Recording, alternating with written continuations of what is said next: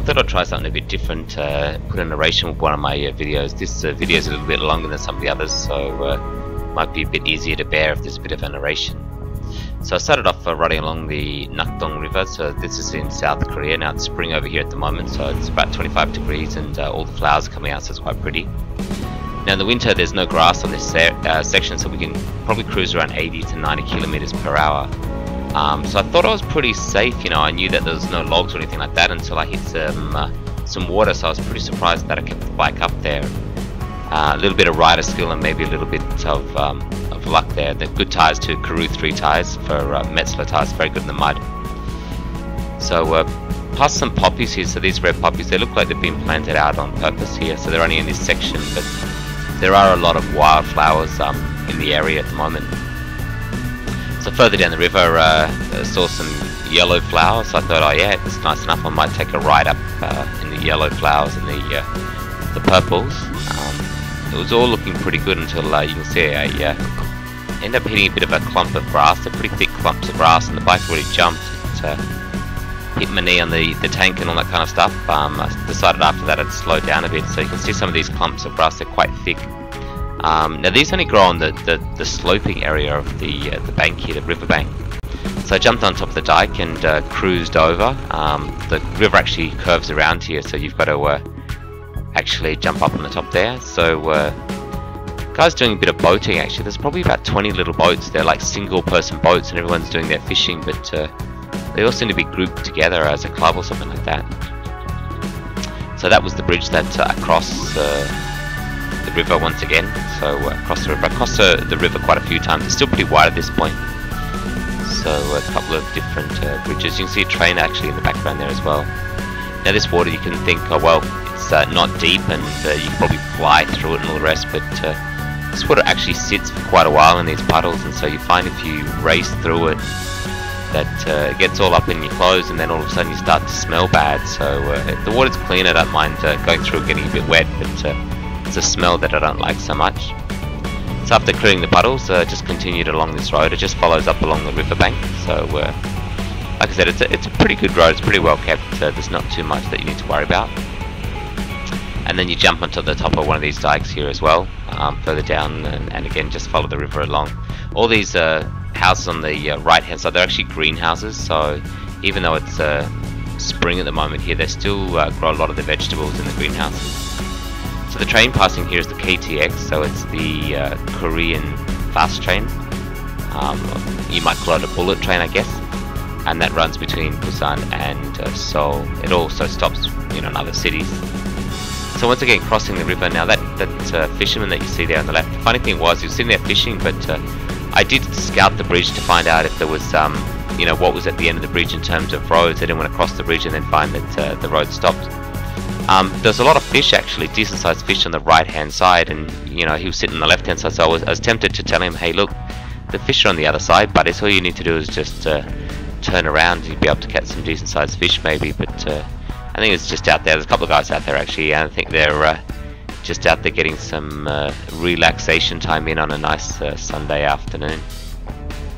So you can see we've had some rain the day before, so there's still a bit of moisture around. The roads are in pretty good condition, a little bit soft in parts, but there's some quite good stone underneath the mud, so it stays pretty compact.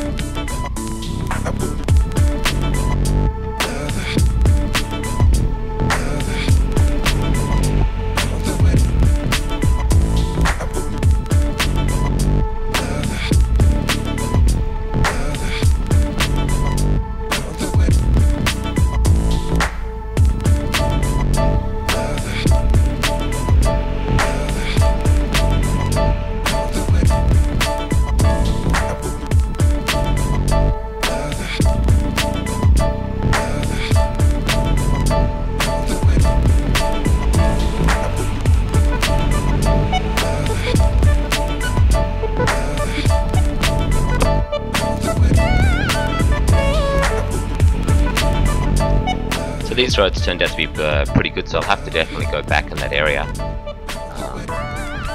You can see that big bridge up there. That bridge leads into the city of Midang, so I had an appointment to meet up with someone at 1:30, so I had to kind of get out of there. But it seems like there's a lot of roads to explore. Kind of envy places like Canada and the US, where they've got these trails that go for hundreds of kilometers. Over here there's some mountain roads, but they're pretty hard to find a lot of the time, and more they're getting gated off, so you can't actually get through. And the other thing is, a lot of the time they're starting to seal them, so they're actually better for cars and stuff like that, which is understandable, but for the bikes it kind of sucks when the roads are too good, or the condition of the roads is too good.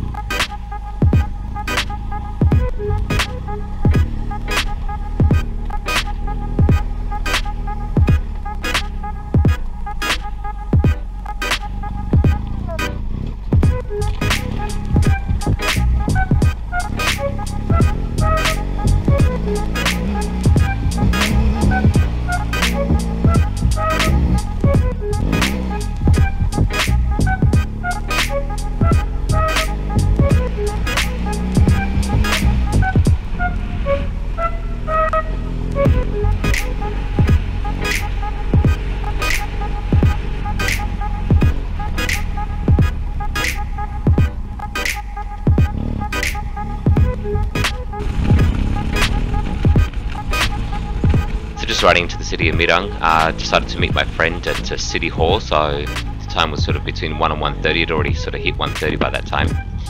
He rides the new R1200 GS Adventure, quite a nice bike that he's got. So after meeting up here, we talked about having lunch. I hadn't eaten yet, but he had, so we decided to go back to his house and eat some instant noodles. So heading up this road is quite interesting actually, because if you look on the right there, some of these beautiful houses, they're actually like a Western style house, very different from Korean style housing. They've got nice gardens and trees and gates and fences, and actually they've got lawns, which is really rare to see here. Some of the houses that do have lawns are very small. So we headed up this road, and as we got further up, the road got smaller and smaller. So sort of a single lane, still pretty good condition though. And once we got to the top of the road, that's where he's bought a little bit of land, and he's decided to build a house. So there's still some actual farmland there available, but eventually it's all going to be housing. Apparently it's pretty expensive land, so the houses are a pretty nice quality. Get up to the top. This is his house. So it's due to be finished this month. So yeah, it's so rare to see, you know, big beautiful houses like this in Korea. So this is sort of where his property starts and comes in here. And yeah, so that's his new house that he's been building. So it hasn't taken too long to build his house. It's only around less than 10 weeks, I think, all up.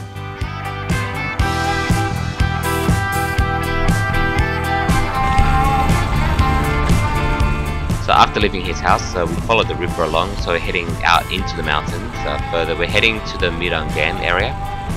So it's one of the larger dams in the southern area here. Quite a nice dam. So you can see the dam here on the left hand side. It's quite large. It's beautiful roads here. The road conditions are very good. It's great for cornering on the bikes and stuff like that. Not that the GS is kind of a cornering machine, but still, it's nice. But you just end up getting stuck behind cars. Because it is so windy, the cars actually have to go a bit slower than the bikes, and as soon as you get a bit of a gap, before you know it, you're stuck behind another car.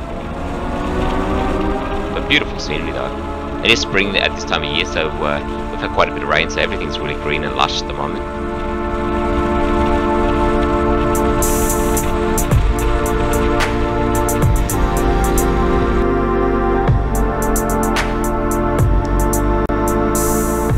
This is a little bit of video footage that I took. It's before we actually hit the dam area there. Now it looks pretty flat on the GoPro, but anyone that uses the GoPro would know that the GoPro makes everything look flat. So it's extremely steep. So we travelled up this small road and so we got sort of halfway up the mountain, and surprisingly there was actually a little village up the top, so a lot of them look like they're apple growers, so the conditions in this area are very good for growing apples. So kind of just wound our way up this road, and then, you know, as we get up there, there's a village up there, so I don't know if I would really like to live up there. It takes too long to get down every day, driving down that windy road.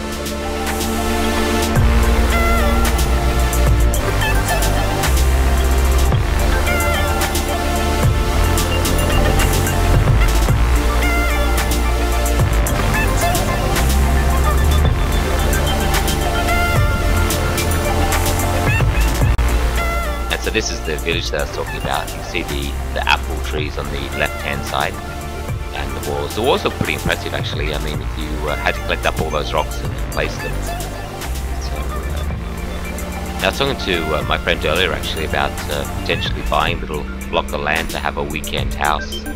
Sounds like a good idea, but I guess if you had to come out every weekend to do your farming, it wouldn't be all that good. But that house there on the left there, it looks like someone's weekend farmhouse. They've just got a little block of land there, and some couple of trees, and they've got some gardens there as well.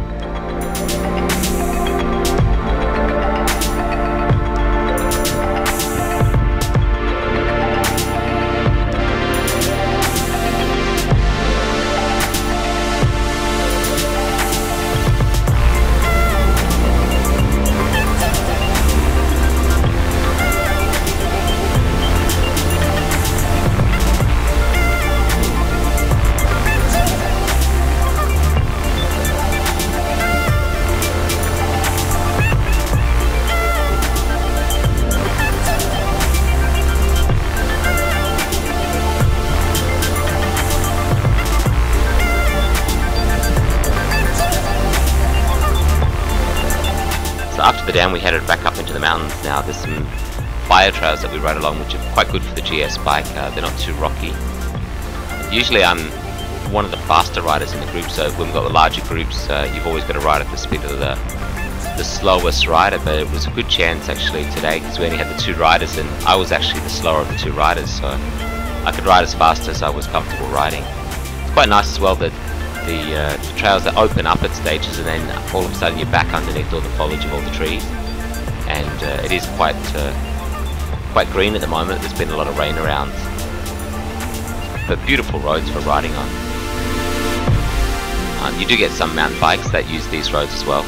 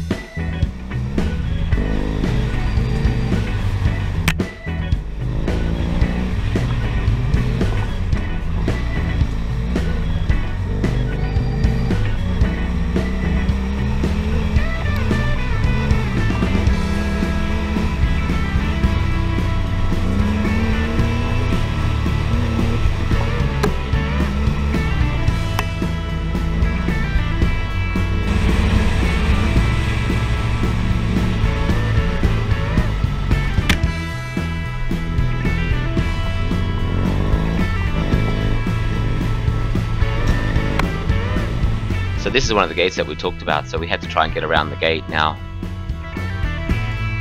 the first attempt was alright, but it if you see there, he just clipped the tree with his side case there, and he lost his momentum. He's actually running street tires, or very street orientated tires in the bike, so he just didn't have any traction. There's so much soft leaves and all the rest there as well. So kept going. Not the kind of guy to give up, so got off the bike and tried to push it, but the bike just kept slipping. Pretty impressed though. He wasn't too worried about damaging the bike. Obviously you don't want to damage your bike, but he wasn't scared to try. So after taking all the cases off and clearing out a bit of a line, we actually were able to get the bike out. So a lot of fun. Next was my turn. You see Mr. Parky's looking a little bit tired after getting the bike out. It took us about 15 minutes to get the bike out. My bike, like I said before, running the Karoo 3 tires, so a bit more traction, but the biggest problem was it's actually a stormwater drain there, and they've actually got laid some stones and stuff in there. So underneath this soft leaf litter is some stones, which makes the bike slip, and it's quite steep as well. You just can't get any traction. So after trying for a bit, eventually I ended up just getting off the bike, and we were able to push it up. Some of the drills that you see online, like people, pushing their bikes as they're people pushing their bikes and while they're walking along the side of the bikes, it helps a lot if you can practice that stuff. And then when you're in a situation like this, which isn't ideal, you feel a lot more comfortable. Same thing as riding kind of, I guess you'd say, side saddle. It can help out as well sometimes. Being told to get off the bike now.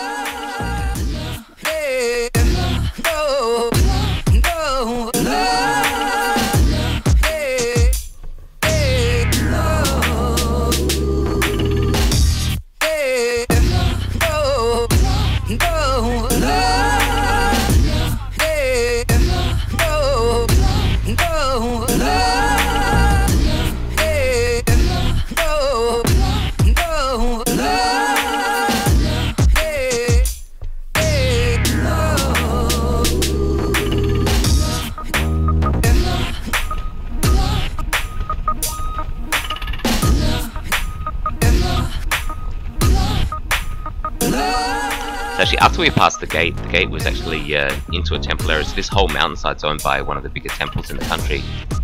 So it's a massive area. So you see the bike's actually in neutral, and it looks very flat, but you can see we're actually getting a bit of speed up. So it shows you that there is actually some gradient to the land that we're riding on. So it's just beautiful riding, and it was actually nice turning the power off the bikes and riding with the bikes off. You can hear the suspension working, you can hear your chain and the brakes and all that kind of stuff. Something to keep in mind is you need to keep your bike on to make sure your ABS doesn't turn back on again. I did make the mistake of turning my bike off and then turning it back on, the ABS kicked back in, so that's why we actually left the bikes in neutral and on, is just to make sure the ABS is still off.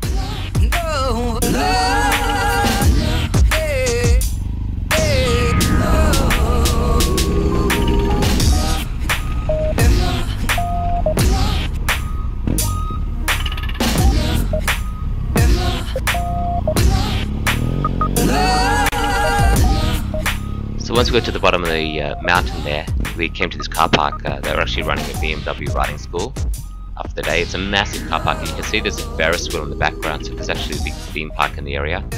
And all those buildings there, they're actually all accommodation for the theme park and the temple. So the temple's quite a large tourist attraction. We had some duck for dinner, so it's like a spicy duck, so it's quite nice. All these riders are doing a Eurasia tour. So they're taking about 31 days, and they're going to travel through Russia and Europe, so kind of end for the guys. So this is some Korean food, and then heading back home at night. So heading back by myself. This is the last kind of hill, so come under this walkway, and then as we come down this little bit of a mountain or hill, come into the city where I live. So it's kind of a nice feeling to get back home, so you start to see the lights of the city. And then just returning into my apartment complex and my underground parking. So the lights actually look pretty good at night. I'm running transformer lights. They're only about $80 for the 2 lights. Initially I thought about putting some Touartech lights on, but some of those are hundreds of dollars. So thanks for listening. If you enjoyed, please rate and subscribe, and I'll see you next time. Take Take care and ride safe.